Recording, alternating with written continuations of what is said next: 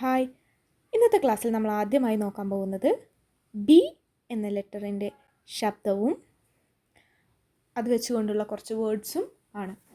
നമുക്കറിയാം, ഇതാണ് capital letter B. ഇതാണ് സ്മോൾ ലെറ്റർ ബി. ഓക്കെ, ഇതുകൊണ്ടുള്ള ഒരു വേർഡ് ഞാനിവിടെ എഴുതാം. ബി വെച്ചുകൊണ്ടുള്ള ഒരു വേർഡ് ഞാനിവിടെ എഴുതാം. നിങ്ങൾക്കത് വായിക്കാൻ കിട്ടുന്നുണ്ടോ എന്ന് നോക്കൂ. BAT. ഇതെന്താണ് വായിക്കുക?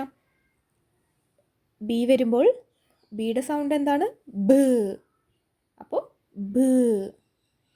എയുടെ ശബ്ദം എന്താണ്? എയുടെ ശബ്ദം എ. അപ്പോൾ ബ് എ, ബേ. ഒന്നുകൂടെ, ബ് എ, ബേ.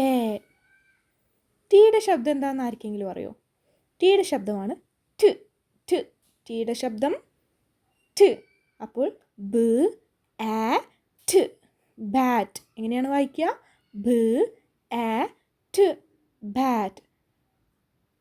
ഇവിടെ നമ്മൾ ഓരോ സ്പെല്ലിങ്സിൻ്റെയും ശബ്ദങ്ങൾ വെച്ചിട്ടാണ് വായിച്ചത്.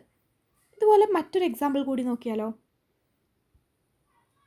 BIG.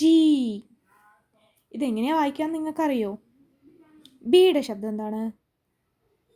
യെസ്, ബ്. ബ്. ബിയുടെ ശബ്ദം ബ്. ഐയുടെ ശബ്ദം ഇവിടെ ഇ. ഐയുടെ ശബ്ദം ഇ. ഐക്ക് ഈന്ന് മാത്രമല്ല, മറ്റൊരു ശബ്ദം കൂടിയുണ്ട്. ഐ എന്നുള്ള മറ്റൊരു ശബ്ദം കൂടിയുണ്ട്. ഐ എന്നുള്ള ലെറ്ററിന് 2 ശബ്ദങ്ങളാണ് വരുന്നത്. ഓക്കെ, ഇവിടെ ഇ എന്നുള്ള ശബ്ദമാണ് വരുന്നത്. അപ്പോൾ ബ് ഇ രണ്ടും കൂടെ കൂട്ടി വായിക്കുമ്പോൾ എന്താവും? ബി. രണ്ടും കൂടെ കൂട്ടി വായിക്കുമ്പോൾ എങ്ങനെ വരും? ബി. അടുത്ത ജി. ജി എന്ന ലെറ്ററിൻ്റെ സൗണ്ട് എന്താണ്? ഗ്. ഗ്. ജി എന്ന ലെറ്ററിൻ്റെ ശബ്ദം ഗ്. അപ്പോൾ എങ്ങനെയാണ് ഇത് മൂന്നും കൂടെ കൂട്ടി വായിക്കുക? ബി ഗ്, ബിഗ്. എങ്ങനെയാണ്? ബി ഗ്, ബിഗ്. അടുത്ത വേർഡ് BOSS. ഇതെങ്ങനെയാണ് വായിക്കുക? ബിയുടെ ശബ്ദം ബ്.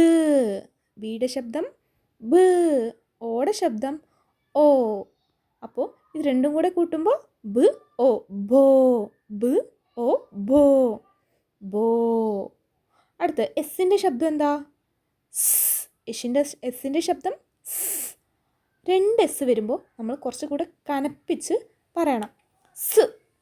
രണ്ടും കൂടെ കൂട്ടുമ്പോൾ സ് കനപ്പിച്ച് പറയേണ്ടി വരും, ഇരട്ടിപ്പിച്ച് പറയേണ്ടി വരും. അപ്പോൾ ബിയും ഓയും കൂടെ കൂട്ടുമ്പോൾ ബോ. എസ് 2 വരുമ്പോൾ സ്. അപ്പോൾ എങ്ങനെ കൂട്ടി വായിക്കുക? ബോ സ്, ബോ സ്. ഓക്കെ, അപ്പോൾ ഇന്നത്തെ ക്ലാസ്സിൽ നമ്മൾ പറഞ്ഞെല്ലാം നല്ല രീതിക്ക് മനസ്സിലായി എന്ന് വിചാരിക്കുന്നു. അപ്പോൾ ഇന്നത്തെ ക്ലാസ്സിൽ നമ്മൾ മെയിനായി നോക്കിയത് ബി എന്ന ലെറ്ററും അതിൻ്റെ ശബ്ദവുമാണ്. അതിനുശേഷം നമ്മൾ എന്തൊക്കെ നോക്കി?